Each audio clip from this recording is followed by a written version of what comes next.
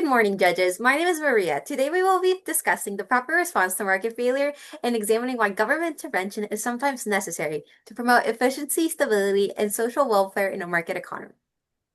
I'm Carly, and we'll begin by reviewing how markets function under capitalism and why they're generally effective at allocating resources. I'm Giselle, and then we will define market failure and explain the major conditions that cause markets to break down. And I'm Jennifer. Finally, we will analyze real-world examples including pollution, public goods, and property rights to evaluate how governments respond to these failures. Capitalism is an economic system based on private ownership of resources and voluntary exchange. Individuals and firms act in their own self-interest, which typically leads to efficient outcomes. Markets coordinate decisions through prices. Prices communicate information about scarcity, preferences, and cost without the need for central planning. Also, according to the law of demand, as prices increase, quantity demanded decreases. Consumers respond to incentives by adjusting their purchasing behavior. Similarly, the law of supply explains that firms increase production when prices and potential profits rise and reduce output when prices fall. When supply and demand interact freely, markets tend to reach equilibrium where quantity supplied equals quantity demanded.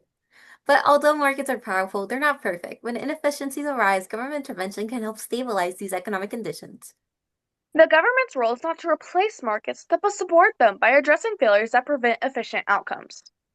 One major institution involved in this process is the Federal Reserve, which promotes financial system stability. Through tools such as open market operations, reserve requirements, and the discount window, the Federal Reserve manages liquidity and reduces systemic risk. These actions illustrate how government policy can protect the broader economy while preserving market incentives. Market failure occurs when the free market fails to allocate resources efficiently, leading to a net loss in social welfare. In these situations, individual rational behavior produces outcomes that are collectively inefficient. Market failure does not mean markets stop functioning. It means they fail to produce the most socially beneficial result. Common forms of market failure include monopolies, information asymmetry, externalities, and underproduction of public goods. Classical economics assumed the markets would naturally self-correct over time to freeze adjustments. However, Keynesian economics challenges this assumption, arguing that markets can remain inefficient for extended periods. The Great Depression demonstrated this failure. Despite falling prices, unemployment remained high and demand continued to collapse. Keynesian theory supports government intervention through fiscal spending and public investment to restore economic activity. This marked a shift in economic thinking, recognizing that government action can be necessary during severe downturns. The circular flow model shows how money, resources, and goods move through the economy. Household supply factors of production, such as labor, land, capital, and entrepreneurship. In return, firms pay wages, rent, interest, and profits, which households use to purchase goods and services. When market functions efficiently, this cycle remains balanced and continuous. Market failures disrupt this flow, reducing income, lowering production, and discouraging investment. Market failure creates both private and social cost. Private costs are directly incurred by producers and consumers, including labor, material, and energy expenses. Social costs include external costs imposed on society, such as pollution, healthcare burdens, and environmental degradation. When social costs exceed private costs, markets produce more than the socially optimal level of output.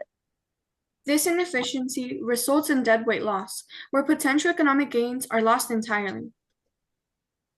A negative externality occurs when an economic activity imposes cost on third parties who are not involved in the transaction. Pollution is one of the clearest examples of a negative externality. Firms focus on minimizing private production costs, while consumers focus on maximizing private benefits. As a result, environmental and health costs are excluded from market prices, which harms society. Now consider a factory producing goods at a private cost that reflects labor, capital, and materials.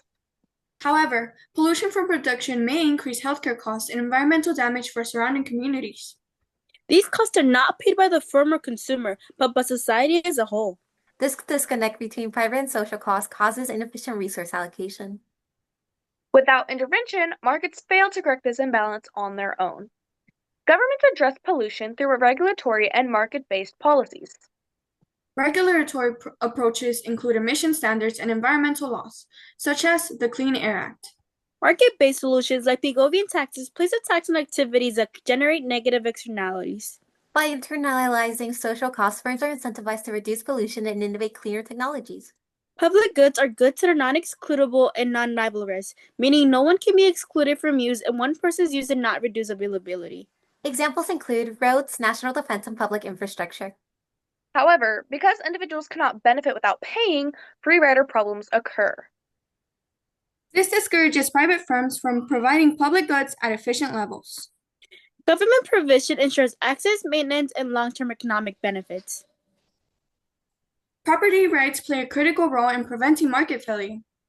Clearly defined and enforced property rights establish accountability and responsibility. They even encourage investment by protecting ownership and returns. When property rights are weak or unclear, resources are often misused or exploited. Thankfully, strong legal frameworks help internalize externalities and promote efficient outcomes. Beyond specific interventions, governments help establish broader frameworks that support market efficiency. These include contract enforcement, environmental regulation, zoning laws, and patent systems. The rule of law creates predictability, which is essential for long-term investment and growth. Together, these frameworks reduce uncertainty and prevent market abuse. They form the foundation of a stable and competitive market economy. In conclusion, market failure occurs when market alone fail to achieve efficient or fair outcomes. In these cases, government intervention is not only justified, but necessary. Effective policies correct inefficiencies while maintaining market incentives.